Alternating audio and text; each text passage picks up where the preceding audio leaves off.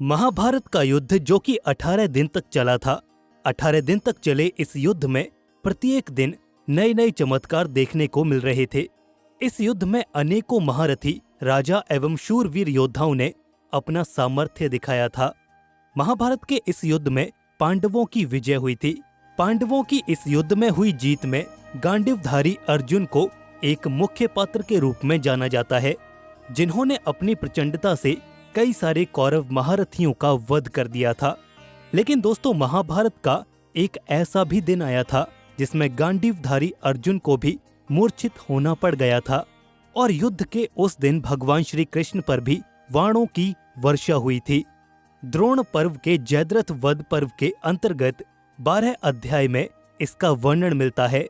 महाभारत युद्ध का एक ऐसा दिन आया था जब अर्जुन को रोकना असंभव हो गया था। अर्जुन अपने तेज से कौरव योद्धाओं की सभी सेनाओं का संहार करते जा रहे थे। अपनी शक्ति के मद में चूर अर्जुन एक कौरव महारथी योद्धा से भिड़ गए। उनकी शक्ति का अंदाजा न अर्जुन को था और न ही भगवान श्री कृष्ण को था। वो कौरव योद्धा इतना शक्तिशाली था कि उसने भगवान श्री कृष्ण को भी नहीं छोड़ा था। तो दोस्तों, आखिर कौन था वो कौरव महारथी जिसने भगवान श्री कृष्ण को भी घायल कर दिया था? ये जानने के लिए वीडियो को अंत तक अवश्य देखिएगा। तो साथियों, भगवान श्री कृष्ण को नमन करते हुए चलिए प्रारंभ करते हैं आज की इस वीडियो को। दोस्तों, दुर्योधन की पत्नी भानुमति का भाई एवं वरुण और वर्णासा के पुत्र श्रुतायुध, जो कि अत्यंत प्रचंडकारी, शक्तिशाली और तेजस्वी योद्धा थे। जितने शक्तिशाली श्रुतायुध थे, उतनी ही शक्तिशाली उनकी सेनाएं भी थीं। इनके सामर्थ्य से भली भांति कौरव और पांडव परिचित थे, इसलिए कौरव और पांडव दोनों ही पक्ष श्रुतायुध को अपनी सेना में शामिल करना चाहते थे। किंतु शकुनी ने अपनी बातों में बहला फुसलाकर श्रुतायुध को अपनी सेना में शामिल कर लिया था। जब इस बात का पता पांडवों को लगा तो पांडव भी आश्चर्यचकित रह गए थे कि ऐसा कैसे हो सकता है। भला श्रुतायुध धर्म का समर्थन करने वाले कंबोज राजकुमार थे। तब भगवान श्री कृष्ण पांडवों से कहते हैं कि कौरव पक्ष में सबसे बुद्धिमान मामा शकुनी हैं। उनकी बातों ने श्रुतायुध को अपनी मायावी बातों में फंसा दिया। इन बातों को सुनकर अर्जुन बोले कि हे माधव, अधर्म चाहे कितना भी शक्तिशाली क्यों न हो, उसका अंत अवश्य होता है। युद्ध के मैदान में हम उसका वध अवश्य करेंगे। अर्जुन की इन बातों को सुनकर भगवान श्री कृष्ण प्रसन्न हुए और भगवान श्री कृष्ण अर्जुन से बोले कि हे पार्थ, मुझे तुम्हारे सामर्थ्य पर पूरा विश्वास है कि तुम उसका वध अवश्य करोगे। किंतु दोस्तों, ये कार्य इतना आसान नहीं था। युद्ध में एक ऐसा दिन आता है जब अर्जुन और श्रुतायुध दोनों आमने सामने थे। उस दिन अर्जुन बहुत ज्यादा शक्तिशाली प्रतीत हो रहे थे, क्योंकि उस दिन उन्होंने अपने एक ही बाण से कौरव के 50 से ज्यादा योद्धाओं को मूर्छित कर दिया था। लेकिन जब अर्जुन का सामना श्रुतायुध से हुआ तो अर्जुन का मद चकनाचूर हो गया, क्योंकि श्रुतायुध ने अर्जुन को बुरी तरह से मूर्छित कर दिया था। दोनों के बीच युद्ध प्रारंभ होते ही श्रुतायुध ने अर्जुन के ऊपर लगातार 5 तीरों की वर्षा कर दी थी, किंतु अर्जुन ने उसका डटकर सामना किया। इसके जवाब में अर्जुन ने भी श्रुतायुध के ऊपर 3 तीरों से प्रहार कर दिया। अर्जुन के गांडीव से निकले नुकीले तीर श्रुतायुध की छाती को चीरते हुए निकल गए, जिससे अर्जुन को लगने लगा कि वो जीत चुके हैं। अर्जुन ने भगवान श्री कृष्ण से कहा कि हे माधव, देखिए, जिस योद्धा से हम इतना डर रहे थे वो तो मेरे साधारण तीरों से ही स्वर्गलोक की ओर प्रस्थान करने लग गया है। तब भगवान श्री कृष्ण ने कहा कि हे पार्थ, इतनी जल्दी प्रसन्न होने की आवश्यकता नहीं है। भगवान श्री कृष्ण की ये बातें एकदम सत्य निकली और मूर्छित पड़ा श्रुतायुध दोबारा से खड़ा हो गया।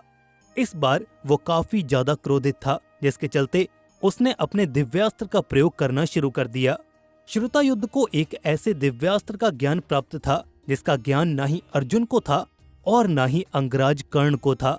जैसे ही उस दिव्यास्त्र का प्रयोग श्रुतायुध करते हैं तो उस दिव्यास्त्र से अर्जुन की रक्षा करने के लिए भगवान श्री कृष्ण को उनके सामने कूदना पड़ता है, जिसकी वजह से वो दिव्यास्त्र भगवान श्री कृष्ण के अंदर ही समा जाता है।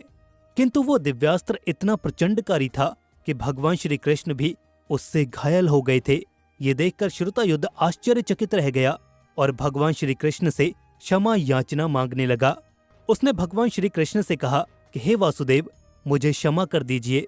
मैंने अपने तीर से अर्जुन पर प्रहार किया था, लेकिन वो आपको लग गया। इसके लिए आप मुझे जो चाहे वो दंड दे सकते हैं। तब भगवान श्री कृष्ण ने श्रुतायुध का मार्गदर्शन करते हुए कहा कि हे राजकुमार, इसमें तुम्हारा दोष नहीं है। तुम तो अपने क्षत्रिय धर्म का निर्वाह कर रहे थे, लेकिन मुझे प्रसन्नता है कि तुम्हारे अंदर अभी भी धर्म विराजमान है। जिसके जवाब में श्रुतायुध ने कहा कि हे वासुदेव, मैं जानता हूँ कि इस युद्ध में मैं अधर्मियों का समर्थन कर रहा हूँ, इसीलिए मेरा अंत होना निश्चित है।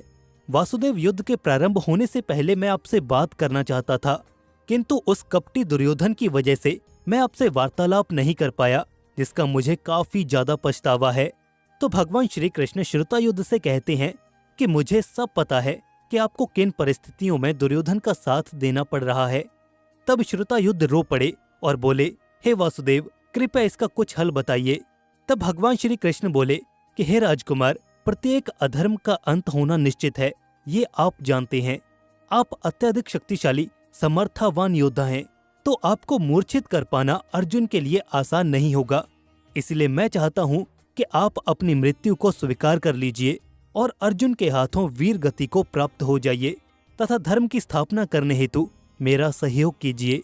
भगवान श्री कृष्ण के इन वचनों को सुनकर श्रुतायुध प्रसन्न हो गए और उन्होंने भगवान श्री कृष्ण से कहा कि आप जैसा कहेंगे वैसा ही होगा, मैं अपनी मृत्यु को स्वीकार करता हूँ।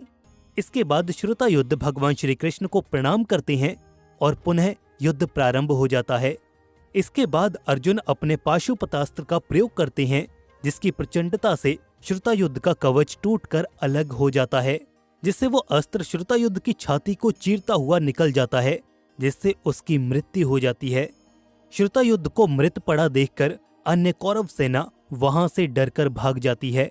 इसके बाद कौरवों का मनोबल लगभग टूट जाता है, क्योंकि कौरवों के पास जितने भी महारथी थे उनमें से सबसे अलग श्रुतायुध था, जिसे हरा पाना किसी के बस की बात नहीं थी।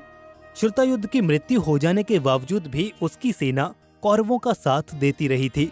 कंबोज राजा की सेनाएं इतनी ज्यादा शक्तिशाली थीं कि उनका सामना करना किसी साधारण सेना के बस की बात नहीं थी। लेकिन अर्जुन ने एक एक करके कंबोज राज की सभी सेनाओं को मौत के घाट उतार दिया था। तो दोस्तों, ये थी महाभारत की एक ऐसी अनसुनी कहानी जिसके बारे में बहुत कम लोगों को ही पता है। साथियों, इससे पहले क्या आपको इस कहानी के बारे में पता था? अगर नहीं तो देरी किस बात की, बेल आइकन प्रेस करके हमारे इस चैनल को सब्सक्राइब अवश्य कर लीजिए, क्योंकि इस चैनल के माध्यम से हम ऐसी ही कहानियां आपके लिए पेश करते रहते हैं। फिर मिलते हैं दोस्तों आपसे ऐसी एक ज्ञानवर्धक वीडियो में। तब तक के लिए जय श्री कृष्ण। भगवान श्री कृष्ण की कृपा आप और आपके परिवार पर सदैव बनी रहे।